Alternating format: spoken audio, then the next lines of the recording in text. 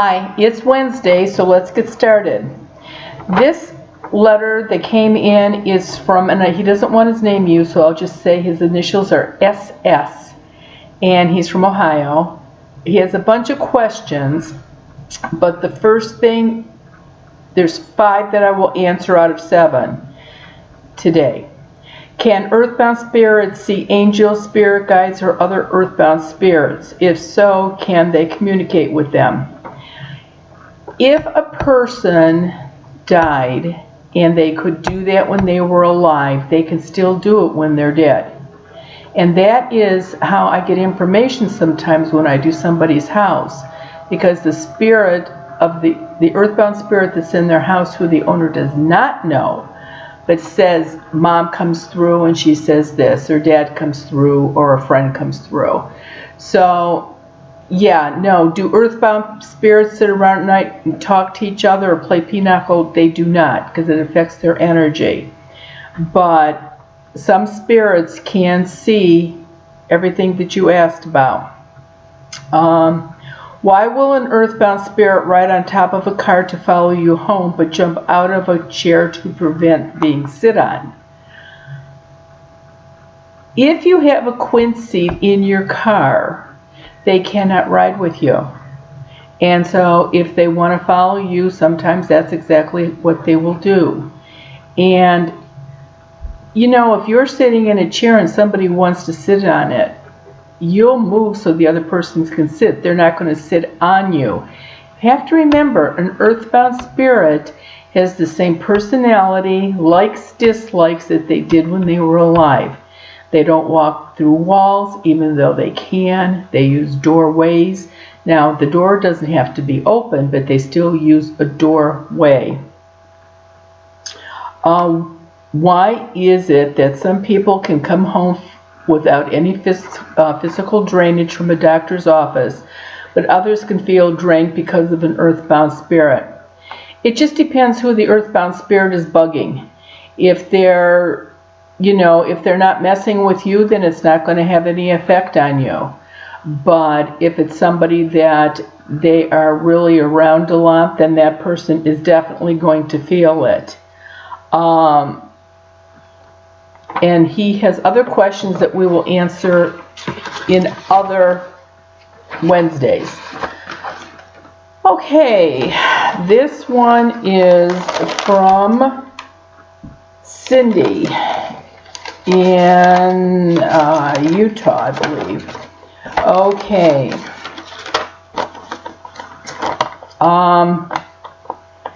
Thanks for all you do. I have 2 of the seeds, one around my neck at all times. Also have the sleeping bag, the mugwort bag, and I didn't know it had a quinseed in it, but now I know it does.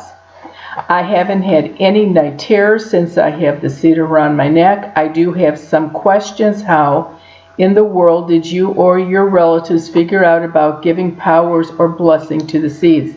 I had nothing to do with it. My grandmother is the one that was born in Italy, and she knew what the relatives back there could do.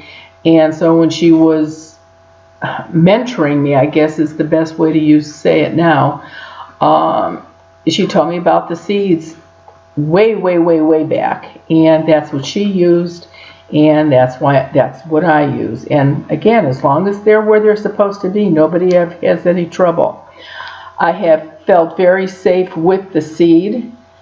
You truly have saved me from being afraid in my own home.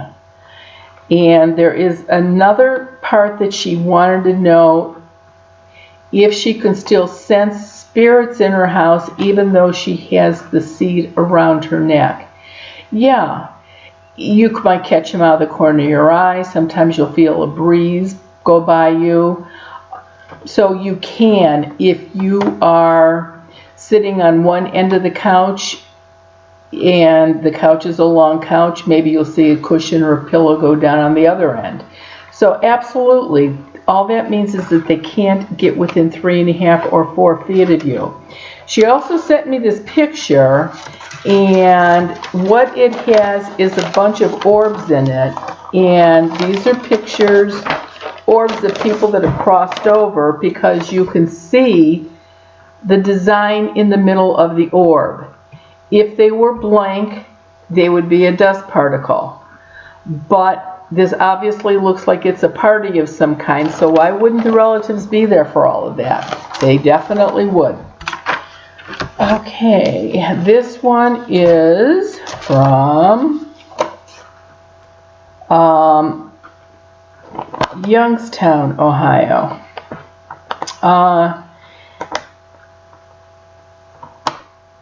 I have so many questions about spirits and the paranormal. For now, I want to ask you one that has been on my mind since my father passed in 1988. I have read every book by almost every medium that wrote one. So I have read many. Every book that I have read says that when children pass, they are always met by a family member, guides, angels. When I watch paranormal shows, it's different. The children are stuck on Earth. Is this true? Some children do choose to stay, and I'll give you a little scenario. Okay, died, a 5 or 6 year old, 7-year-old died from, say, leukemia. And so we're at the funeral now, and he is in his casket, but he sees mommy and daddy crying and grandma and grandpa crying. And, you know, he's a little guy. So what's he going to do? Of course he's going to stay with his parents. And that is why some children stay. That is one of the reasons why some children stay. I don't ever remember watching any of the paranormal shows on TV. I hardly watched Ghost Whisperer. And I did get a tape every week before the show aired, and so sometimes Ted would put it in and we would watch it. But I have to tell you, I'd roll my eyes because there were truly only 4 or 5 sentences each week that were true, which made me very upset in the beginning when the show was first done, because I'm thinking, this isn't right. It shouldn't be like that. Ghosts can't do that. Why are they doing it? And I had a little go around with the producer, and apparently I had to get my head around that it's entertainment and not, you know, every Friday. It wasn't like the health or the information. This was entertainment. And so I'm not sure what these people do on these other shows. I know that they always do their investigations at night, which I'm sure adds to the scariness of doing the show. Gosh, I clean houses during the day. So, you know, but take any of the shows with a grain of salt, including Ghost Whisperer. They are not 100% accurate. So, I hope that helps you in what you wanted to do. This one is from a Lori in Illinois, and she's thanking me for putting her letter on YouTube a couple weeks ago. The question she has followed up with: if I buy a Quincy and put it in my house, will it aggravate an earthbound spirit if there is one in my house, or keep it stuck in my house? The only way that I give seeds for doors is once I've cleared a house. Now, there are some instances where somebody will call me, and if I've done work for them before and say they've moved and they didn't take their seeds for whatever reason, you know, on occasion I will send out more seeds. But if somebody were to buy a bunch of the charms that have the seeds in them and put them up on your doors, and you do have an earthbound spirit in your house, you have absolutely trapped it. You don't even go there. As a matter of fact, the store, when orders come in, if somebody orders more than a couple charms, the store will call and question why you're ordering that many. Of course, it's Christmas, and so people are buying them now for Christmas gifts. But if you're buying them to put them up on the house, that is certainly not going to work. Okay, next week we will definitely be talking about Ouija boards. Got a lot of good letters, a lot of interesting letters, and so we will be doing that, and we will have a good week, and we'll see you next week. Thanks so much.